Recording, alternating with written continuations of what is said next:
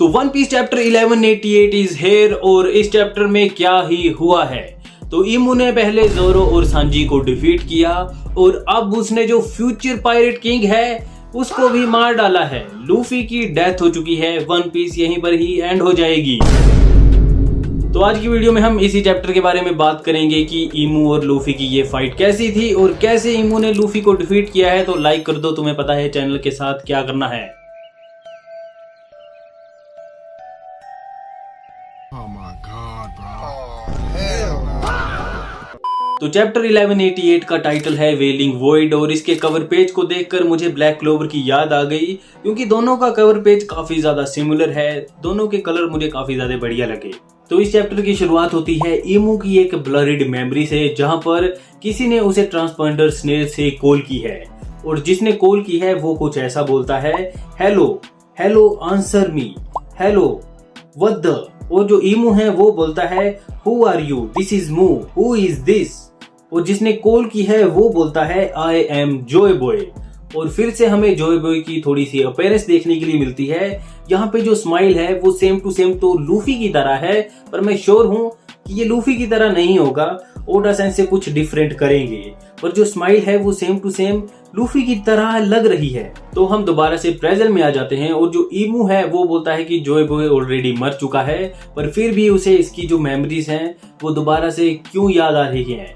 तो इसके बाद जो इमू है वो लूफी के ऊपर चार्ज कर देता है अटैक करने के लिए, और उसने जो अपनी आर्म है वो अपनी ब्लैक फ्लेम जो ओमन है उससे कवर कर ली है और वो जो है वो लूफी के ऊपर पंच मारता है। पर लूफी जो है वो इसे डोज कर लेता है और अपना जो हेड है उसे नीचे स्ट्रेच कर देता है। पर यहाँ पे एक इंटरेस्टिंग चीज होती है, इमू की ये जो फ्लेम है वो इमू को बोलती है डाउन डाउन। तो ये जो है वो इमू को सारी चीजें बता रही हैं कि लूफी इस टाइम पे कहां पर है।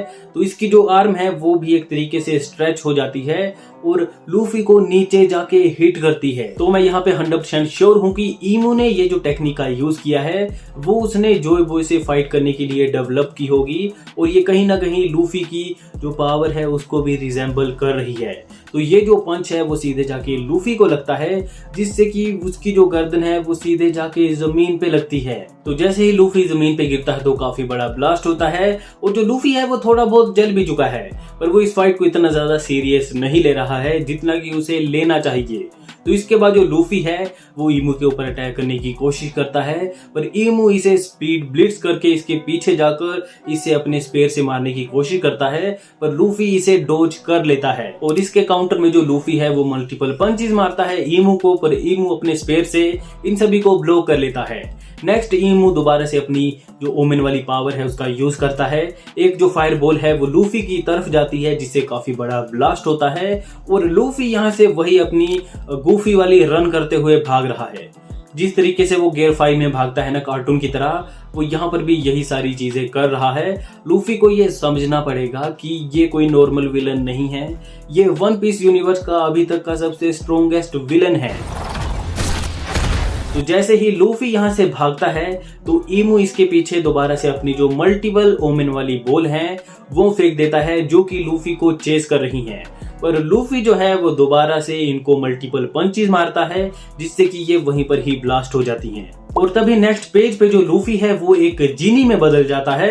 हाँ गाइस, आपने बिल्कुल सही सुना, एक जीनी में। किसी भी फैन ने नहीं सोचा होगा कि इस चैप्टर में हमें लूफी की एक जीनी वाली फॉर्म देखने के लिए मिलेगी। तो हो सकता है कि लूफी इससे फाइट भी करे, पर आई थिंक ये बस लूफी ने फन के लिए किया है।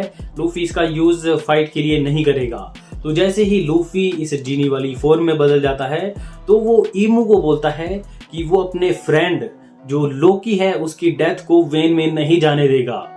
तो जो लोकी है उसकी डेथ तो नहीं हुई है, और ये सुनने के बाद जो लोकी है वो भी चिल्लाते हुए बोलता है कि मैं अभी तक नहीं मरा हूं और मैं तुम्हारा बडी नहीं हूं। पर दूसरी तरफ जो इमू है वो लोकी की तरफ अपनी जो ओमेन है वो शूट कर देता है, और लोकी का जो हैमर है रैग्नरेर वो इसको रोकने की कोशिश करता है। लोकी उसे बोलता भी है कि तुम अपने आप को सैक्रिफाइस मत करो, पर तभी वहां पर जिम्बे आ जाता है और अपनी जो टेक्निक है जिसका मैं नाम भूल चुका हूँ उसका यूज करके ये जो बॉल थी उसको ब्लॉक कर लेता है। और तभी लूफी अपनी जीनी वाली फॉर्म में जिम्बे को देखकर जोर से बोलता है जिम्बे, और जिम्बे से बोलता है Luffy just say the word I protect him for you. तो जो लूफी है वो सिंपली जिम्बे को बोलता है कि लोकी मेरा बडी है, इसको प्रोटेक्ट करना, और जिम्बे भी बोलता है कि मैं इसे प्रोटेक्ट करूंगा। पर जो लोकी है वो बोलता है कि मैं तुम्हारा कोई भी बडी नहीं हूँ, क्योंकि ये बडी वर्ड सुनना लोकी को बिल्कुल भी पसंद नहीं है। और तभी हमें नामी, स्वान और गोड उसाब भी दिखाए जाते हैं, और जो नामी है वो बोलती है कि लूफी उसी पर्सन से फाइट कर रहा है जिससे कि वो थोड़े टाइम पहले मिले थे। तो अभी तक इन्हें पता नहीं है कि आखिरकार ईमू है कौन। और तभी हमें नेक्स्ट पेज पे ब्रूक और बाकी के जो बंदे हैं वो दिखाए जाते हैं, और यहाँ पे ब्रूक बोलता है कि ये जो न्यू थ्रेट है वो जो नाइट्स हैं उनके ज्यादा हायर लेवल पे है। पर वो बोलता है कि मुझे लगा था कि जो 5 एल्डर हैं वो ही नाइट के ऊपर हैं। और इसके बाद ब्रूक ये भी बोलता है कि जो वर्ल्ड गवर्नमेंट है वो काफी ज्यादा मिस्टीरियस है, तो वहां पे कुछ भी हो सकता है। अच्छा, तो इसके बाद नेक्स्ट पेज पे हमें ब्रूक को और जो प्रिंसेस सूरी है, जिसे तुम गोंको भी बोल सकते हो, वही दिखाई जाती है। और जैसा कि तुम्हें पता है पिछले चैप्टर में जो आइस ब्लॉक था वो मेल्ट होना शुरू हो गया था, तो यहाँ पे वो उसी के बारे में बात कर रहे होते हैं। तो यहाँ पे ईमू गोंको के बारे में भी बात करता है, पर वो ज्यादा कंसर्न्ड है ब्रूक को लेकर, क्योंकि वो यहाँ पे बोलता है a man with the Afro who prefer Gonko as a princess Shuri, it cannot नॉट बी। तो वो जो है वो ब्रूक को लेके थोड़ा सा वरीड है, क्योंकि जो ब्रूक है उसे गोंको की जो रियलिटी है उसके बारे में पता है। तो हो सकता है कि आगे जाकर जो ईमू है वो ब्रूक को भी मारने की कोशिश करे, क्योंकि जो गवर्नमेंट है वो हर एक चीज को दबाना चाहती है, हमारी इंडियन गवर्नमेंट की तरह। what do you mean by that? और तभी नेक्स्ट पेज पे जो लूफी है वो ईमू के ऊपर स्नीक करने की कोशिश करता है, और अपनी इस जीनी वाली फॉर्म से एक पंच मारता है जिसका की नाम है सकर पंचिंग बुलेट।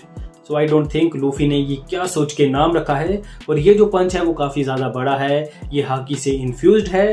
तो ये ईमू को मारने की कोशिश करता है, पर ईमू इसे डोज कर लेता है, और ईमू नेक्स्ट अपनी जो ओमन वाली पावर है उसका यूज करके लूफी की जो बेड है इस जीनी वाली फॉर्म में उसमें आग लगा देता है।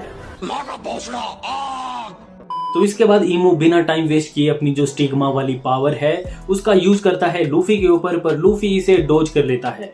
तो यहाँ पे ईमू लूफी से काफी ज्यादा फ्रस्ट्रेट हो चुका है, क्योंकि वो यहाँ वहां भाग रहा है। तो जो ईमू है वो दोबारा से अपनी ओमन वाली जो मल्टीपल बॉल्स हैं वो लूफी की तरफ फेंक देता है, जो कि लूफी को चेस कर रही हैं, और लूफी कार्टून की तरह यहाँ वहां भाग रहा है, और दूसरी तरफ ईमू ओरा फार्मिंग करते हुए लूफी को चेस कर रहा है। सो आई थिंक इस चैप्टर का एंड तो अच्छा नहीं होगा।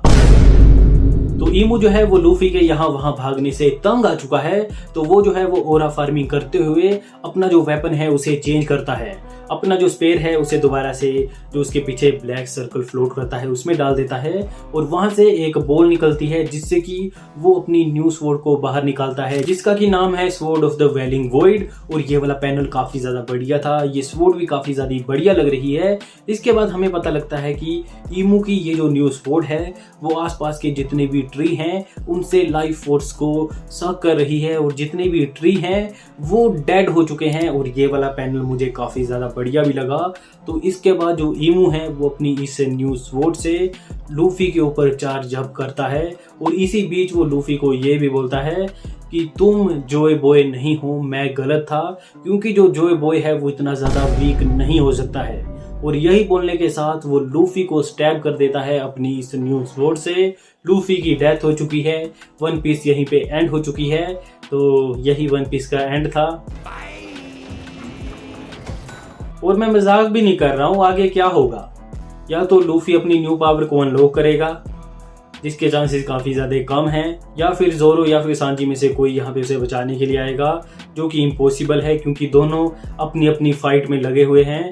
या फिर यहाँ पे ब्रूक भी आ सकता है, क्योंकि इस पूरी आर्क में ब्रूक का भी काफी इंपॉर्टेंट रोल है। नेक्स्ट चैप्टर में कुछ भी हो सकता है। तो लूफी को ईमू ने स्टैब कर दिया है, लूफी की डेथ हो चुकी है। नेक्स्ट चैप्टर में पता नहीं क्या होगा। अगर इस पूरी फाइट में ना लूफी थोड़ा बहुत सीरियस हो जाता तो हमें ऐसा कुछ भी देखने के लिए नहीं मिलता। सो आई थिंक अब अगर हमें कोई राउंड 2 देखने के लिए मिलता है तो वहां पे लूफी थोड़ा बहुत सीरियस हो जाएगा, क्योंकि अगर लूफी सीरियस नहीं होगा तो दोबारा से उसका यही हाल होगा। तो आप मुझे कमेंट सेक्शन में बताओ कि आपको ये चैप्टर कैसा लगा। तो पिछले जो 5-6 चैप्टर आए थे उनके ऊपर मैंने वीडियो नहीं बनाई, क्योंकि मेरे पास टाइम ही नहीं था, और वो मैंने चैप्टर पढ़े भी नहीं थे। इस वीडियो को बनाने से पहले वो मैंने सारे चैप्टर पढ़े हैं। तो सीरीज काफ़ी ज़्यादा क्रेजी चली हुई है, और नेक्स्ट चैप्टर के ऊपर भी मैं वीडियो बना के डाल दूंगा, स्पॉइलर के ऊपर भी। So like, share and subscribe. आज के लिए फिलहाल इतना ही। आपकी तरह मैं भी मायूस हूँ, लेकिन उम्मीद पर दुनिया कायम है। दिल दुखा है लेकिन टूटा तो नहीं है, और उम्मीद का दामन छूटा तो नहीं है।